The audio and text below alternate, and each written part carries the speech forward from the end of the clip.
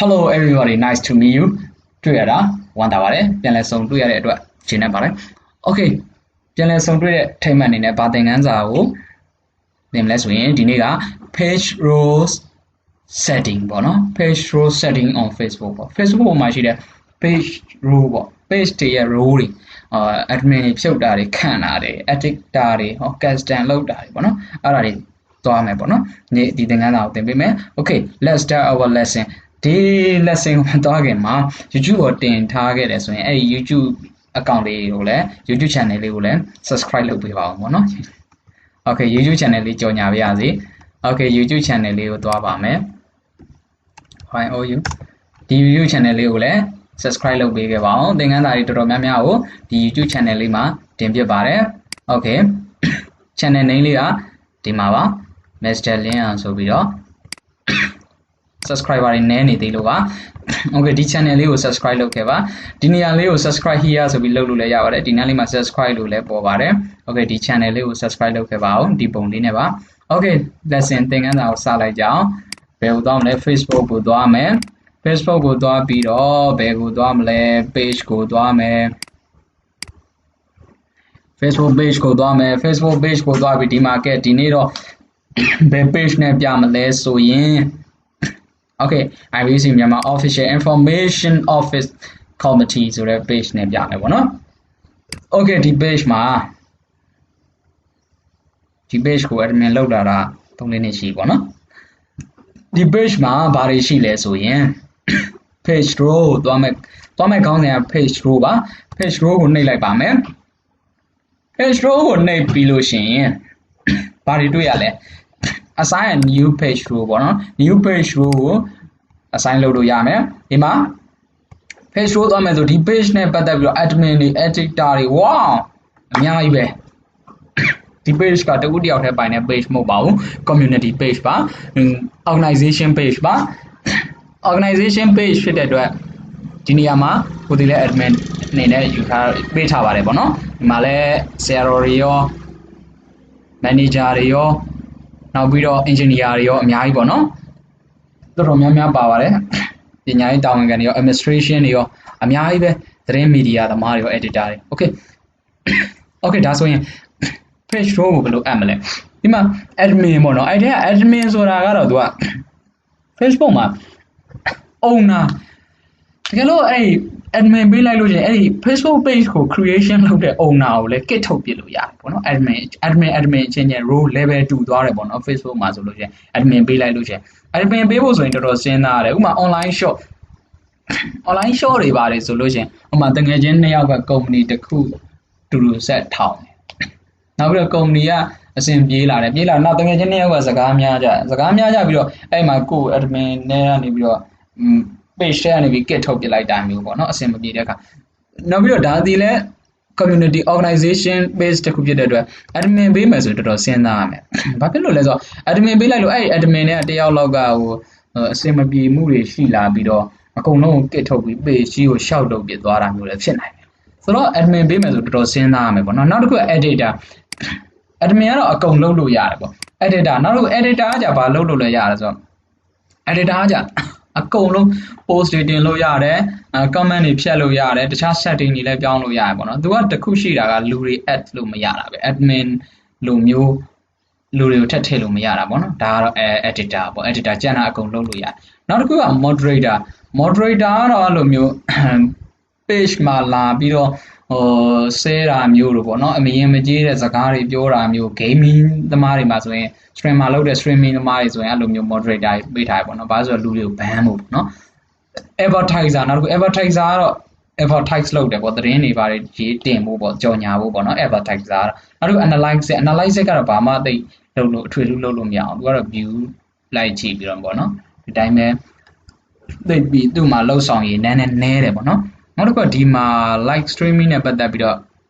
တချို့ page တွေမှာဆိုရင်တွေ့ရတယ် stream live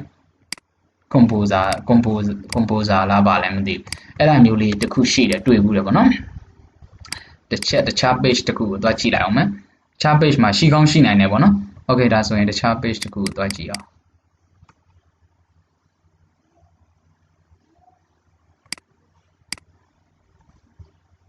okay တခြား page တစ်ခုကိုသွားကြည့်မယ်ရနိုင်မလားပေါ့အဲ့လိုမျိုး setting လေး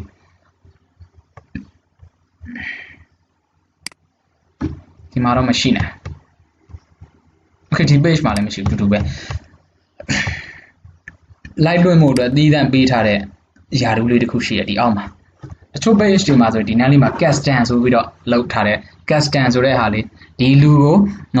editor ပေးလိုက်မယ်ဒါပေမဲ့ editor တော့ပေးတယ်သူ့ရဲ့ feature တွေအကုန်မပေးချင်ဘူးဆိုရင်အဲ့ custom နဲ့ live ပြီးအကုန် live ပိတ်လို့ရတဲ့အနေထားလေးတွေ custom ဆိုပြီးတော့ဒီနားမှာတစ်ခုရှိတာလေးတွေရှိပါတယ် okay ဒီမှာ page တစ်ခုပြောင်းပြီးပြလိုက်မယ် okay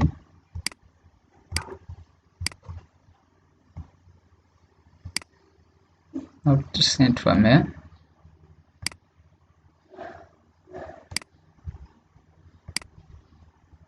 okay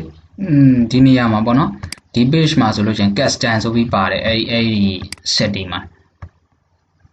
page တစ်ခုနဲ့တစ်ခုကဟိုစဖွင့်တဲ့အချိန်မှာ category တွေမတူကြဘူးပေါ့နော်မတူတဲ့အတွက်အဲ့ဒီ setting ဒီ page row ထဲမှာပါတဲ့အပြင်အစင်လေးတွေလည်းတူမှာမဟုတ်ဘူးပေါ့နော် page and row ကိုသွားလိုက်မယ်ခုန IBC information မြန်မာ office ပေါ့နော်အခုဟာကတည်တဲ့ private page တစ်ခုပေါ့နော်ထွက်လိုက်မယ် page row come on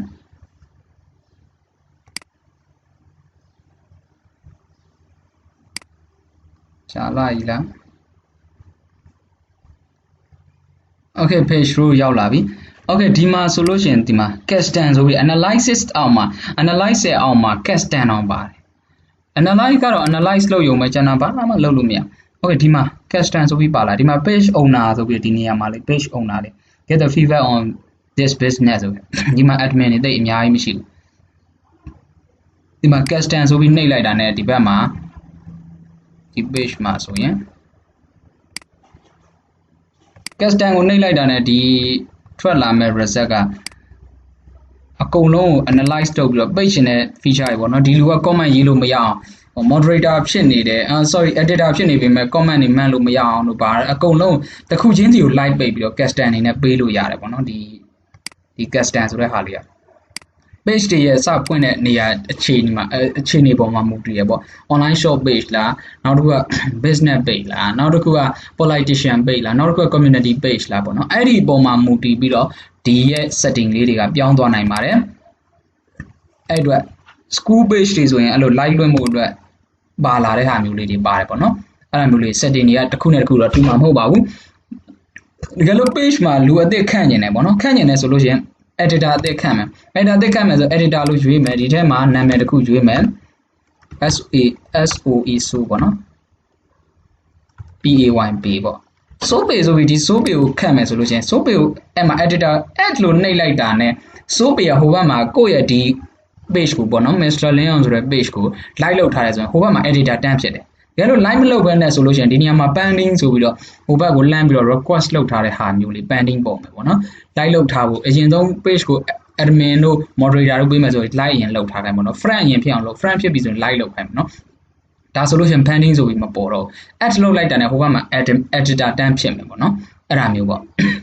ပြီးရင် add လုပ်လိုက်တာနဲ့ဘာဖြစ်မလဲဆိုရင် add လိုက်တယ်ဒီမှာ password ရိုက်ပေးရတယ်ကိုယ့်ရဲ့ Facebook password ရိုက်ပေးလိုက်တာနဲ့ဟိုဘက်မှာ editor ဖြစ်သွားတယ်ပေါ့နော် okay ဒါသဘောတရားရပြတာပါတကယ်မခံပါဘူး okay ဒီပုံစံမျိုးလေးနဲ့ပဲသူ့ရဲ့ role တွေ page role တွေကိုတစ်ဆင့်ချင်း add သွားမှာဖြစ်ပါတယ် okay ဒါလောက်ဆိုရင်